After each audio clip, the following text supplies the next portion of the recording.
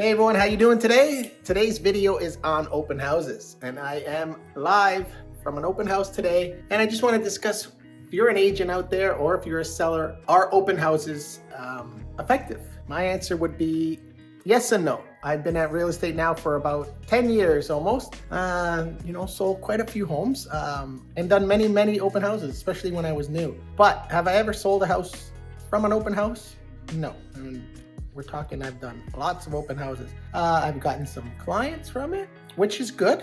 So if you're a newer agent and you're doing open houses, I recommend that highly. But if you're a more seasoned agent and you have a lead generation processes and systems in, do you really need to be doing open houses? My answer would be no. Now again, some agents out there swear by them.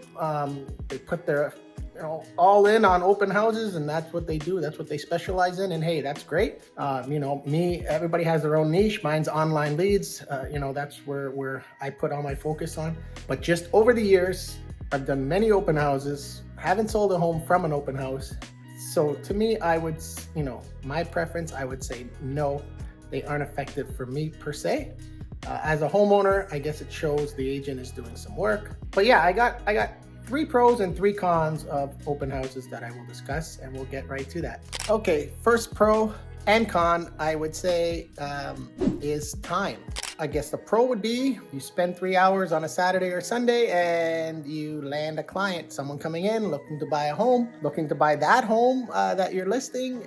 So that would be great. The con is sometimes you spend that same 2 or 3 hours doing the open house and nobody comes in, or very few people come in, or people come in and they have agents and they're just, nosy neighbors come in. So time would be a pro and a con. Okay, number 2, pro/con would be confusion. Well, Mike, what does that mean? Let me explain. So there tends to be, and I guess a lot of agents have told me in the past what they've accompanied at open houses. Again, we're more in a rural setting, north of the GTA. A lot of, let's just say if there's agents in the city and if they're not available or they just don't want to go out on a Saturday or Sunday to show a house, they'll tell their clients, go to some open houses, which is fine. Go check it out. If you like the house, then let me know. Then those buyers, they go to the open house and they start talking to the agent and whatnot. Now, the right thing to do is tell them, hey, we have an agent, we have someone under representation, and that's it.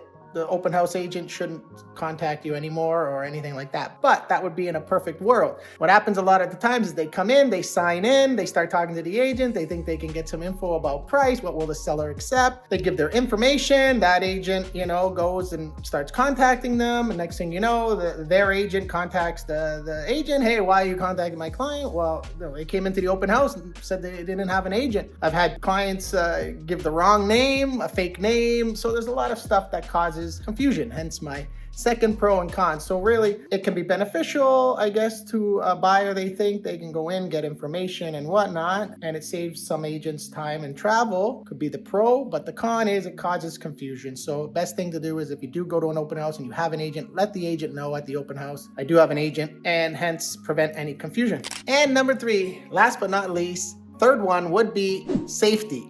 And again, Mike, what do you mean by safety? Well, this one doesn't really have a pro. It's more of a con. You've heard stories in the past. There have been people coming into an open house. It's very busy. A lot of people are in the house. The agent's in one room talking to someone. People go in another room. Sometimes items have been stolen. I've heard cases. Again, it's not always common, but it's something that can happen. So, if you're at an open house right now, I'm the only one here. It's pretty quiet. I've had a few couples come through, separately, so I can talk to them. I can kind of see where they're going. But, some open houses in some certain cities can tend to get busy. I've seen people post that had 20, 40, 60 people through. That's a busy open house.